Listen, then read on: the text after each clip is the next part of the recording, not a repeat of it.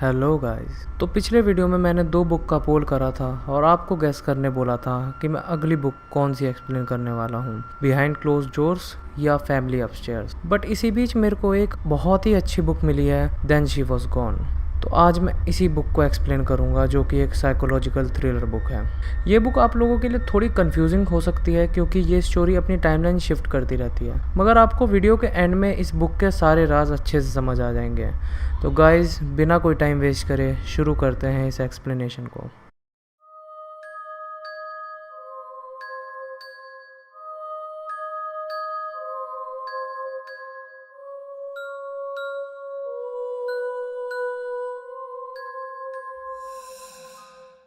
ये story 3 timeline की है। एक तो एली के लापता होने से पहले, और एक लापता होने के टाइम पर, और एक प्रेजेंट।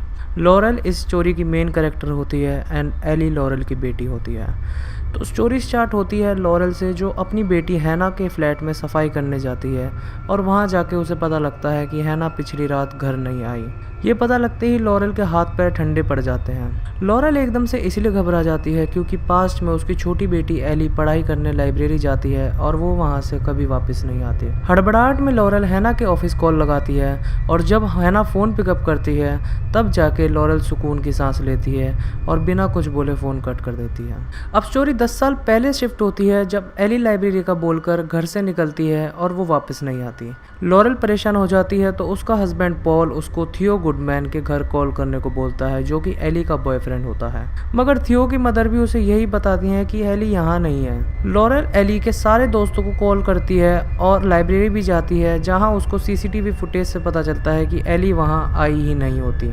एंड में लॉरेल पुलिस को ही कॉल कर देती है। अब यहाँ हमें पता लगता है कि एली ने अपनी मॉम से मैथ्स ट्यूशन लगवाने को बोला था क्योंकि उसके बीएफ थियो को एकेडमिक्स से फर्क पड़ता था। इसी वजह से एली को भी अच्छा स्कोर करना था। अब पुलिस इन्वेस्टिगेशन दौरान उन्हें घर से लाइब्रेरी तक के रास्ते में एली के गायब होने का कोई सबूत नहीं मिलता। हैना के फ्रेंड्स आए हुए थे जो बहुत शोर कर रहे थे, इसी कारण से एली लाइब्रेरी पढ़ाई के लिए गई थी। सीसीटीवी में लास्ट बार एली को स्ट्राउड ग्रीन रोड पे देखा गया था, जिसमें वो कार में अपना रिफ्लेक्शन देख रही थी। तो वो ऐसा लग रहा था जैसे किसी से बात कर रही हो, पर बाद में उस कार के ड्राइवर से बात कर पता चलता है कि एली के डिसअपीयरेंस के टाइम पर वो हॉलीडे पर था और उसकी कार वहाँ पार्क थी। पुलिस ने घर घर जाकर सर्च किया, उधर की सारी दुकानों के सीसीटीवी फुटेज चेक किए एंड लॉरेल पॉल ने टेलीविजन अपील फिल्म की, जिसको रफली 8 मिलियन लोगों ने देखा, पर उनको एली का कोई सबूत नहीं मिला। एली के अपीयरेंस ने पुलिस के लिए उसको ढूंढना बहुत हार्ड कर दिया था क्योंकि एली ने ब्लैक शर्ट एंड जीन्स पहना हुआ था और एली घर से कोई सामान नहीं लेकर गई थी।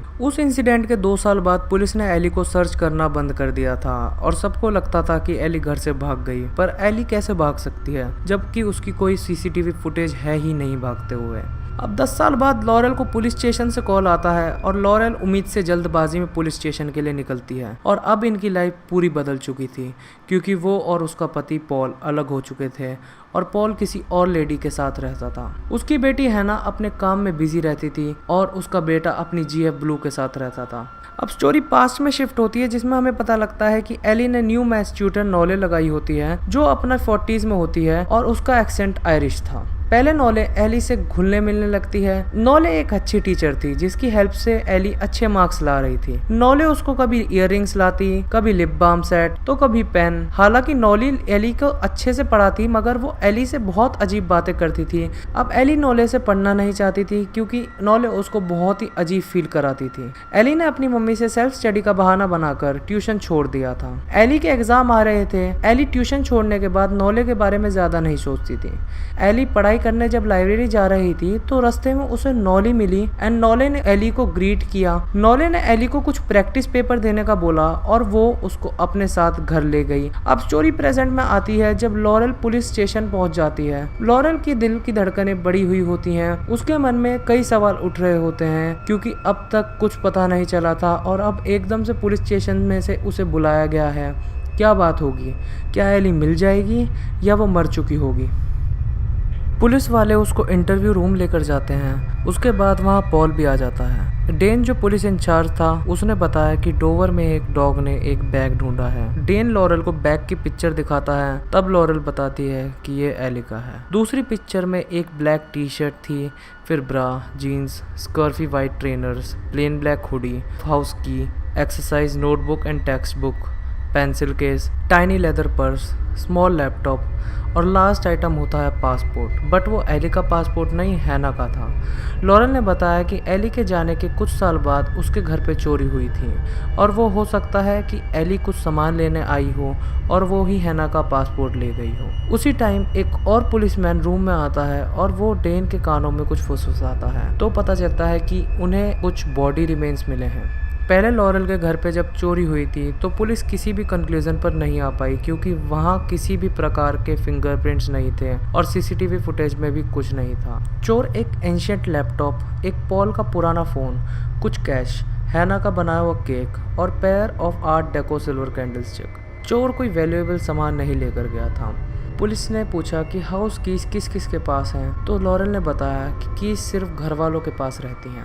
लॉरेल को लगा कि चोर एली ही है जो 4 साल पहले गायब हो गई थी क्योंकि चोर केक चुरा ले गया और एली को हैना का केक बहुत पसंद था। लॉरेल एक बार एली की डायरी पढ़ती है जिसमें एली ने नॉले को बनी बॉयलर लिखा होता है एंड उसके दिए हुए गिफ्ट्स के बारे में लिखा होता है और उसमें लिखा होता है कि नॉले बहुत क्रीपी थी और वो उससे बहुत अजीब बातें करती थी।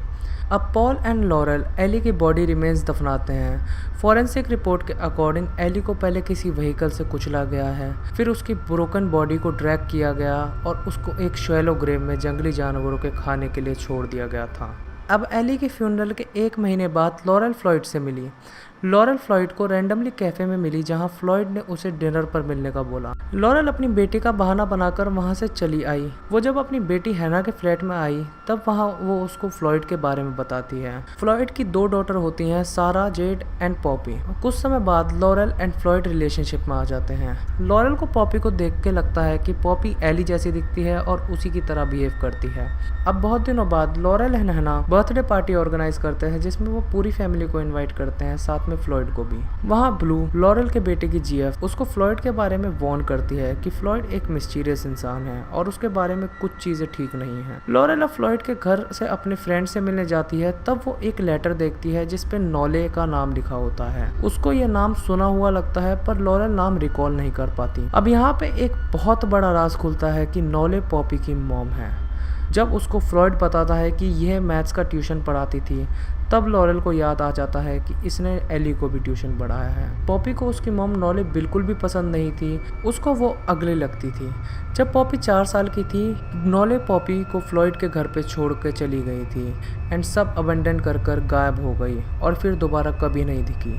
पॉपी अपने पापा के साथ रहती थी और सारा जेट अपनी मॉम केट के साथ।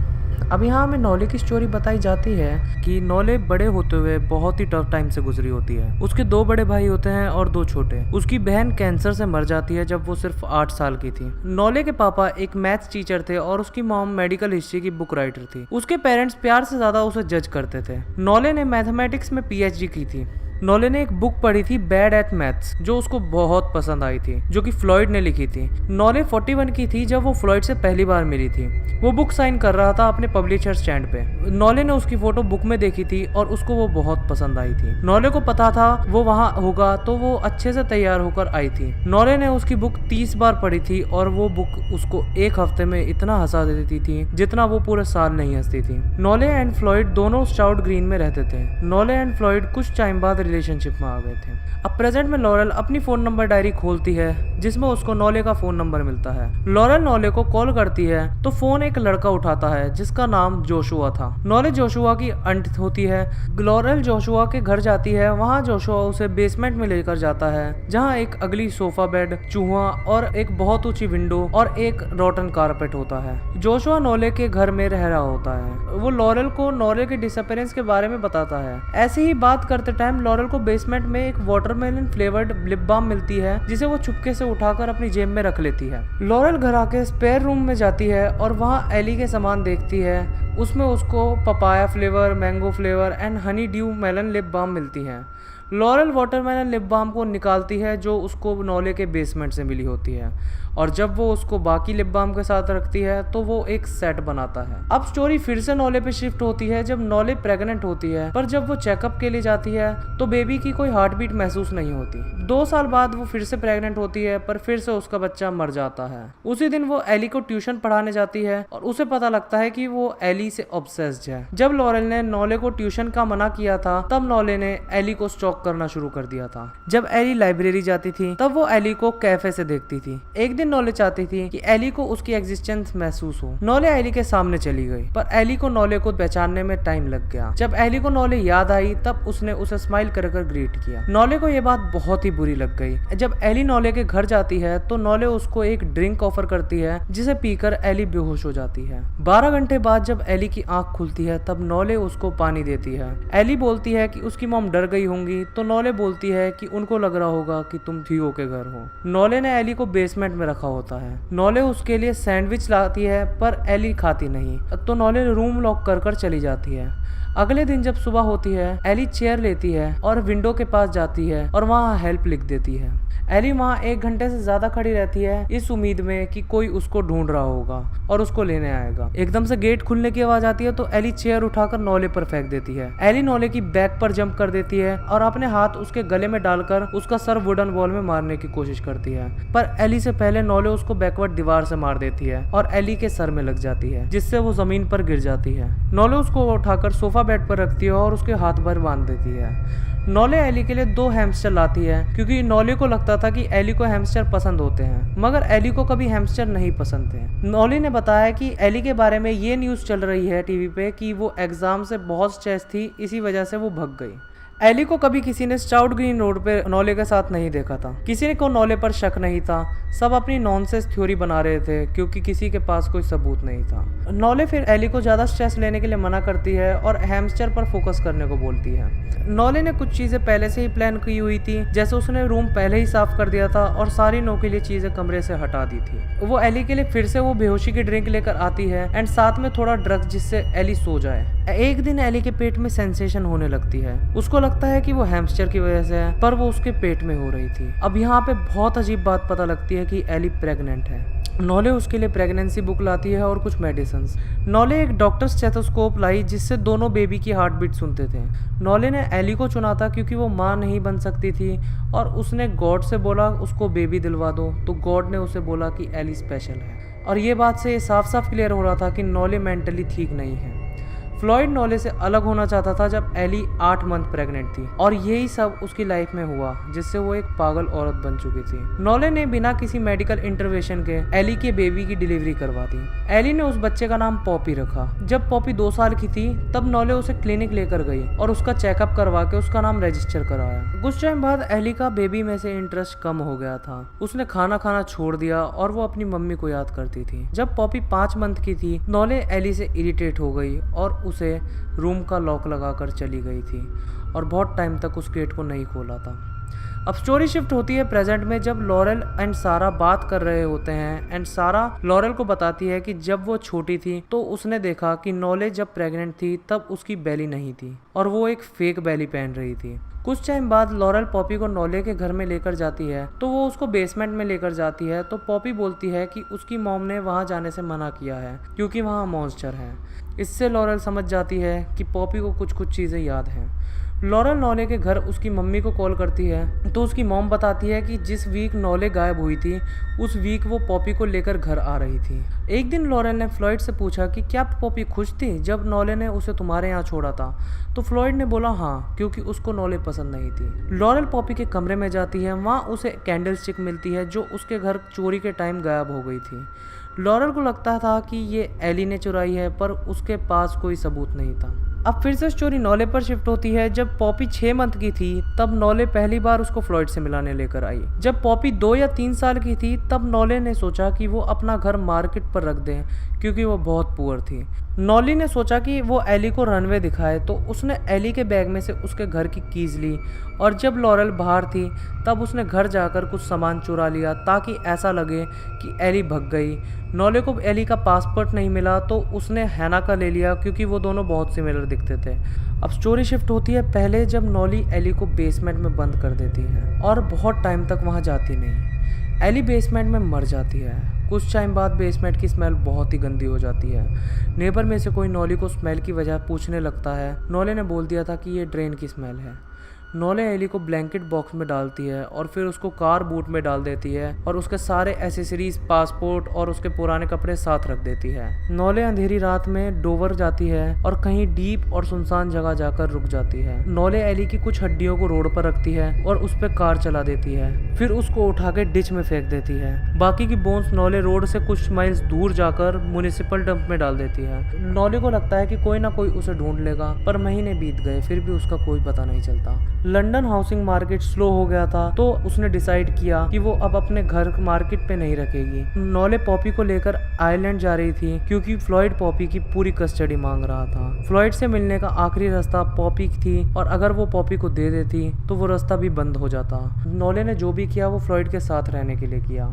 जिस दिन नोले पॉपी को लेकर जा रही होती है, फ्लॉयड पहले ही पॉपी को कुछ दिनों के लिए उसके फ्रेंड के घर भेज देता है। नोले फ्लॉयड के घर जाती है तो फ्लॉयड नोले को पॉपी के लिए टॉक्सिक बताता है। नोले फ्लॉयड को सब बता देती है कि पॉपी उसकी बेटी नहीं है, वो एली की बेटी है और उसका फादर एक स्ट्रेंजर है जो इंटरनेट पर स्पर्म बेचता था। यह बात सुनकर फ्लॉयड को बहुत गुस्सा आता है। वो तेजी से नोले का गला दबा देता है जिससे उसकी चेयर गिर जाती है और नोले मर जाती है।